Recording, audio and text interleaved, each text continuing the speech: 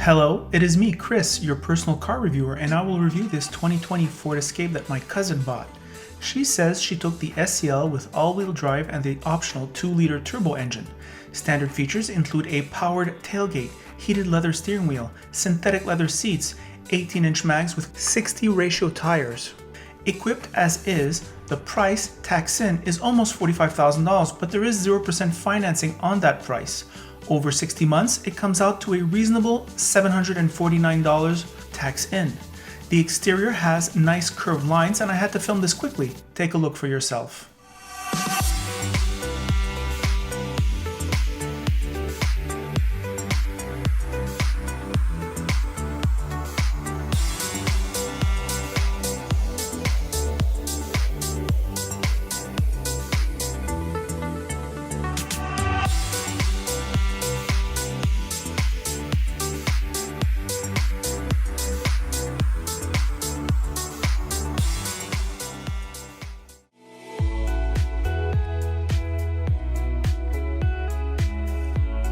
Crossovers are so practical, and this liftgate is automatic.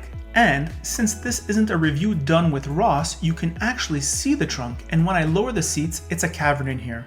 Lots of space seated in the second row, and the back of the seat inclines, increasing comfort. Sitting in front, Ford seduces by strategically using an easy-to-use approach which requires practically no learning.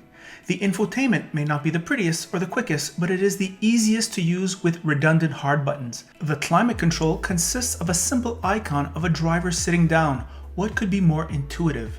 Memory electric seating ensures comfort, and the steering wheel has a thick leather.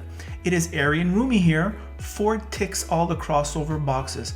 Impressive. The drive is what persuaded my cousin to buy this car. She says the sound insulation is much better than her 2017 Ford Escape, and I have to agree with her. You don't have to raise the volume to hear your music. You can speak more softly to the passengers. Nice. A note about the interior materials quality: although they are not luxurious, they are soft enough and durable. Ford brags about this.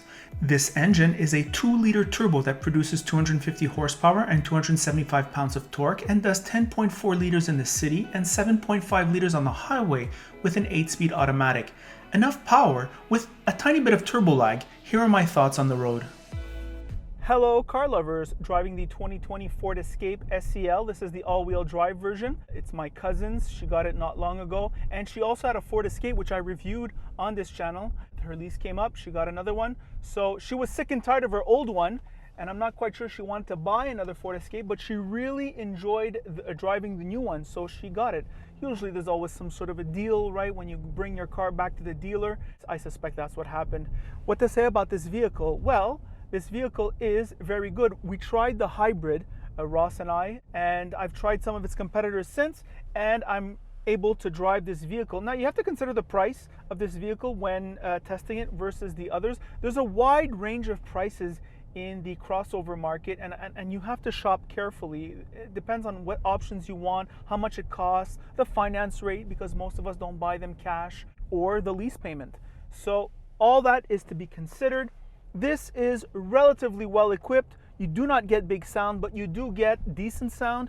You get decent leather seats. They certainly feel durable. Same thing with the leather on the steering wheel. Nice big grips at 10 and 2. Pretty good visibility, I'd say. I mean, the last one had a lot of visibility. This one, I think, has retained most of that visibility. There is a famed Ford ride, I'll call it. I always like the way Ford suspensions are set up. It's comfortable, yet it doesn't feel too molasses. And for those who are comfort oriented, I think this is going to do very well. It does feel kind of darty when driving in the city, which is kind of nice. And that's a really good combination for this type of vehicle. Other things to note about this vehicle, well, the exterior styling. The exterior styling, I'm sure some people would call it perhaps generic, right? I certainly think it looks tasteful. With this gray, it looks good. And I think it will age rather well. Nice, sleek, light design in front. I like the 60 ratio tires. It comes with 18 inches, but the 60 ratio tires ensures no jarring over hard bumps, and I think that's really important for this kind of vehicle. The engine has decent power and a very logical arrangement of the ergonomics inside. The climate control, easy to use, The Ford Sync is one of the best in the business, I think, if a little simplistic and reacts a little bit slowly.